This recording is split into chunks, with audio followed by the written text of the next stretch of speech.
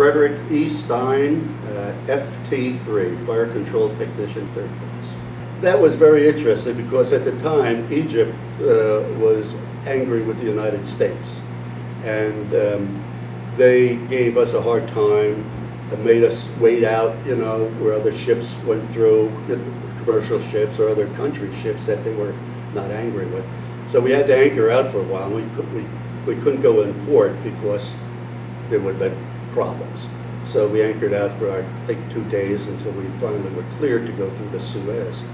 And it's kind of weird. I mean, you look around, both sides of sand dunes, and you're cruising through the Suez. And then once you got through there, you went into the Red Sea, which was more of a holding area there.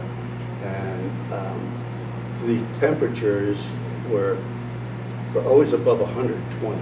I mean, the poor guys that maintained the boilers were down there with just fans, and one of them actually just flipped out, came running up screaming, and ran down the deck and jumped overboard. I couldn't take it anymore. I can't take it anymore.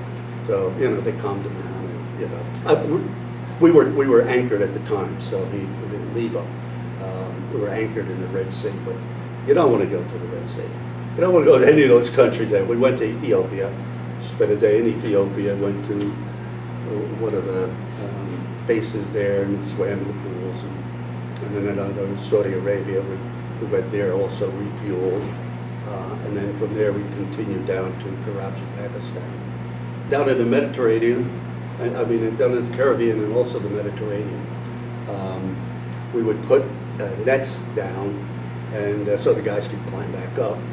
And we'd just have swim liberty, and whoever was not on duty, they'd jump over and swim, and you know, for a couple hours or whatever, and so that was fun. And as I said, every Sunday, almost every Sunday, I guess, we'd have a steak fry on the fantail with the 50-gallon drums that the captain had. And so again, it was a leisure time to kid around with your buddies, and you know. So that was kind of the recreation. Other than that, it was wait till you get into port. And fortunately, one of the ensigns on our ship was very much into, I guess in college, he was, you know, like the leader of the putting together the yearbooks and everything. And he put together that yearbook, the long years book about the whole cruise and all the pictures he took and everything. And he would also arrange for tours. So if you pulled into Port of Portugal, which most people don't know, it's above Lisbon. So we were designated to make a call there, and diplomatic high, you know, big kind of call. And so he set up a tour for our ship, whoever wanted to pay, I don't know, $5 or whatever, to go to the Sandman wineries, which that's where the headquarters are. So we had a nice tour of the winery, and they gave us, you know, all the free wine, of course, which was great for sailors who had been out at sea for, you know, almost 4 weeks. I mean, that couldn't do better than that. And then also as an added incentive for blood drive, they, if you donated a pint of blood to the local Red Cross, so that the Navy's coming in helping us, kind of thing. They also gave you a bottle of wine. So they had the right formula for Navy guys. So that was Oporto, Portugal. And they did the same thing for Athens, when we pulled into Athens. They set up a tour to go to the Acropolis.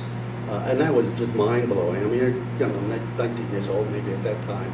And to look at the Acropolis and stand there, and the Anthem Theater, I guess they call it down there, with the Parthenon and the Acropolis. And I mean, I liked world history. That was my favorite subject in high school, was world history. And so I knew about it, but I would be there and actually, you know, see and feel it. That was mind-boggling. So that part of it was really good. And then of course, Barcelona, they set up a tours in Barcelona. Gibraltar, we pulled into Gibraltar for the day. And so we went up to the top and the monkeys and everything else. So that was another cool stop, was Gibraltar.